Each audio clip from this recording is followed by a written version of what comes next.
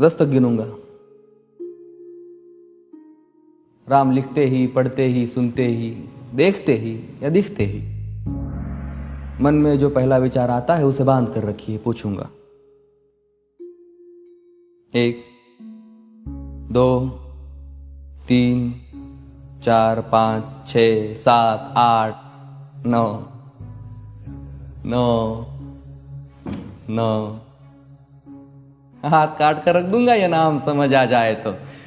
कितनी दिक्कत होगी पता है राम समझ आ जाए तो। भाई राम राम तो कह लोगे पर राम सा दुख भी सहना होगा। पहली चुनौती ये होगी कि मर्यादा में रहना होगा। और मर्यादा में रहना मतलब कुछ खास नहीं कर जाना है, बस त्याग को गले लगाना है और अहंकार जलाना है। अब अपने राम लला के खातिर इतना ना कर पाओगे और शबरी का जूठा खाओगे तो पुरुषोत्तम कहलाओगे। काम क्रोध के भीतर रहकर तुमको शीतल बनना होगा। बुद्ध भी जिसकी इच्छाओं में बैठे वैसा पीपल बनना होगा ये सब कुछ, और वो भी शून्य में रहकर प्यारे। तभी तुमको पता चलेगा कि कितने अद्भुत राम हमारे। सोच रहे हो कौन हूं मैं? चलो बता ही देता हूं। तुमने ही तो नाम दिया था मैं पागल कहलाता हूं। नया नया हूं यहाँ पे तो ना पहले किसी को देखा है। वैसे तो हूं त्रेता से, मुझे कृष्ण किसी ने कलयुग भेजा है। भाई बात वहां तक फैल गई है कि यहाँ कुछ तो मंगल होने को है कि भरत से भारत हुए राज में सुना है राम जी आने को है। बड़े भाग्यशाली हो तुम सब।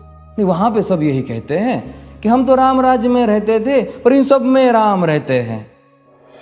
यानी तुम सब में राम का अंश छुपा है। मतलब वो तुम में आते हैं रहने। सच है या फिर गलत खबर? अगर सच्ची है तो क्या कहने।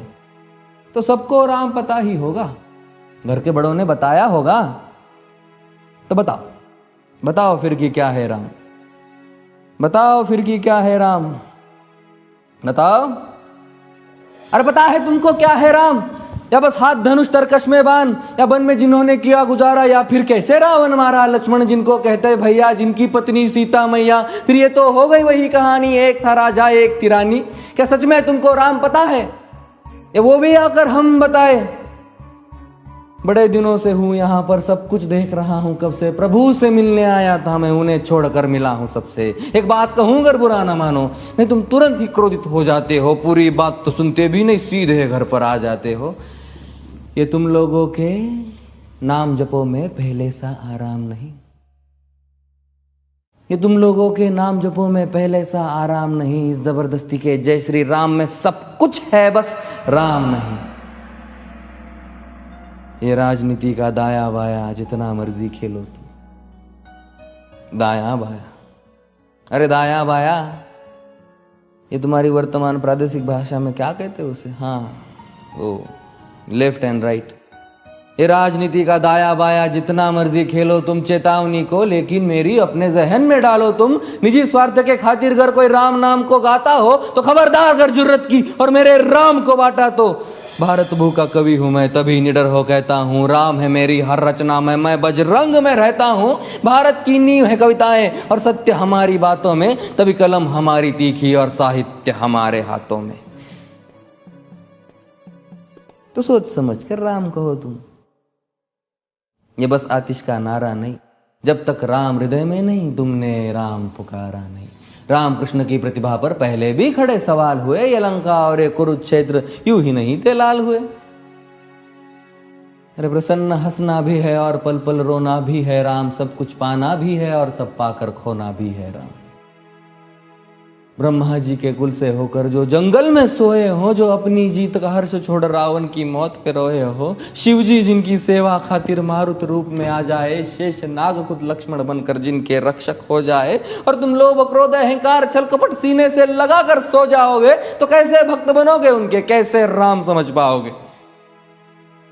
अघोर क्या है पता नहीं और शिव जी का वरदान चाहिए। ब्रह्मचर्य का इल्म नहीं, इन्हें भक्त स्वरूप हनुमान चाहिए। भगवा क्या है पता, लहराना सबको होता है पर भगवा क्या है वो जाने जो भगवा ओढ़ के सोता है। राम से मिलना, राम से मिलना, राम से मिलना है ना तुमको? निश्चित मंदिर जाना होगा पर उससे पहले भीतर जा संग अपने राम को लाना होगा। जय सिया राम। और हाँ, अवधपुरी का उत्सव है, कोई कसर नहीं, सब खूब मनाना। मेरे प्रभु है आने वाले, रथ को उनके खूब सजाना। वो द्वापर में कोई राह तक है, मुझे उनको लेने जाना है। चलिए तो फिर मिलते हैं, हमें भी अयोध्या आना है। जय सिया राम। फिर से